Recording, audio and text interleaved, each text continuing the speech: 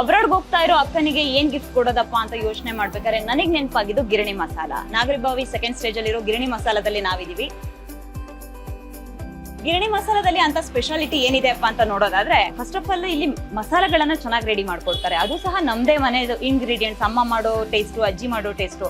ಹೇಗಪ್ಪ ಅಂತಂದ್ರೆ, ಈಗ ನಿಮ್ಮಮ್ಮ ಯಾವ್ದಾದ್ರು ಇಂಗ್ರೀಡಿಯೆಂಟ್ಸ್ ಹೇಳಿದ್ರು ಅಂದ್ರೆ ಅದನ್ನ ಗಿರಣಿ ಮಸಾಲದವ್ರಿಗೆ ಹೇಳಿದ್ರೆ ಅವರು ಇಂಗ್ರೀಡಿಯೆಂಟ್ಸ್ ನ ಹಾಕ್ಬಿಟ್ಟು ಮಸಾಲ ಮಾಡ್ಕೊಡ್ತಾರೆ. ಸೊ ನನ್ನ ಮಕ್ಕನ್ಗೆ ಅಮ್ಮಂದು ಕೈ ರುಚಿ ಗೊತ್ತಾಗ್ಲಿ ಅವಳು ಅಬ್ರಾಡ್ ಅಲ್ಲಿ ಇದ್ದಾಗ ಅಂತ ಅನ್ಬಿಟ್ಟು ಅಮ್ಮನ ಹತ್ರ ಇಂಗ್ರೀಡಿಯೆಂಟ್ಸ್ ನ ಕೇಳ್ಬಿಟ್ಟು ಗಿರಣಿ ಮಸಾಲದಲ್ಲಿ ರೆಡಿ ಮಾಡಿಸ್ಕೊಳ್ತಾ ಇದ್ದೀನಿ. ಅದಕ್ಕೂ ಮುಂಚೆ ಗಿರಣಿ ಮಸಾಲದಲ್ಲಿ ಏನೆಲ್ಲ ಅವೈಲಬಿಲಿಟಿ ಅಂತ ನೋಡೋದಾದ್ರೆ, ಇಲ್ಲಿ ಬ್ಯಾಡಗಿ ಮೆಣಸಿಕಾಯಿ ಇದೆ, ಹಾಗೆ ಕಾಶ್ಮೀರ್ ಮೆಣಸಿಕಾಯಿ ಇದೆ, ಒಣ ಕೊಬ್ಬರಿ ಸಹ ಸಿಗುತ್ತೆ, ಜೀರಿಗೆ ಸಿಗುತ್ತೆ, ಮೆಂತೆ ಸಿಗುತ್ತೆ.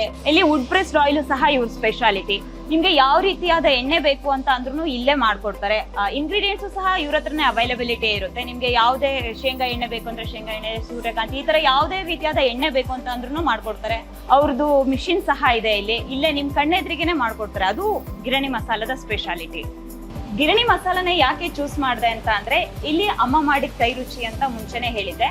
ಇಲ್ಲಿ ಇಷ್ಟು ನಮ್ದೇ ಇಂಗ್ರೀಡಿಯೆಂಟ್ಸ್ ನ ಕೊಟ್ಬಿಟ್ರೆ ಯಾವ ಟೆಂಪರೇಚರ್ ಬೇಕೋ ಆ ಟೆಂಪರೇಚರ್ಗೆ ಬಿಸಿ ಮಾಡಿ ಅವರೇ ಗ್ರೈಂಡ್ ಮಾಡ್ಬಿಟ್ಟು ಪ್ಯಾಕೇಜ್ ಸಹ ಮಾಡಿ ಕೊಡ್ತಾರೆ. ಹಾಗಾಗಿ ನಾನು ಗಿರಣಿ ಮಸಾಲಾಗೆ ಬಂದಿದ್ದೀನಿ. ನೀವು ನೋಡ್ತಾ ಇರ್ಬೋದು ಎಲ್ಲಾ ಮಸಾಲಾ ಐಟಮ್ಸ್ ಏನೆಲ್ಲ ಯೂಸ್ ಮಾಡ್ತಿದ್ದಾರೆ ಅದೆಲ್ಲ ಇದೆ. ತುಂಬಾ ನೀಟಾಗಿ ಹೈಜೀನ್ ಆಗಿ ಮೇಂಟೈನ್ ಮಾಡಿದ್ದಾರೆ. ಇನ್ನೊಂದು ಸ್ಪೆಷಾಲಿಟಿ ಏನಪ್ಪಾ ಅಂತಂದ್ರೆ, ಯಾವುದೇ ಅಡಿಟಿವ್ಸ್ ನ ಬಳಸದೆ ಮಸಾಲಾ ಪದಾರ್ಥಗಳನ್ನ ರೆಡಿ ಮಾಡ್ತಾ ಇದ್ದಾರೆ. ಹಾಗಾಗಿ ನಾನು ಗಿರಣಿ ಮಸಾಲದ ಮಸಾಲೆಗಳನ್ನ ನಮ್ಮ ಅಕ್ಕನಿಗೆ ಗಿಫ್ಟ್ ಕೊಡ್ಬೇಕಂತ ಅನ್ಕೊಂಡಿದ್ದೀನಿ.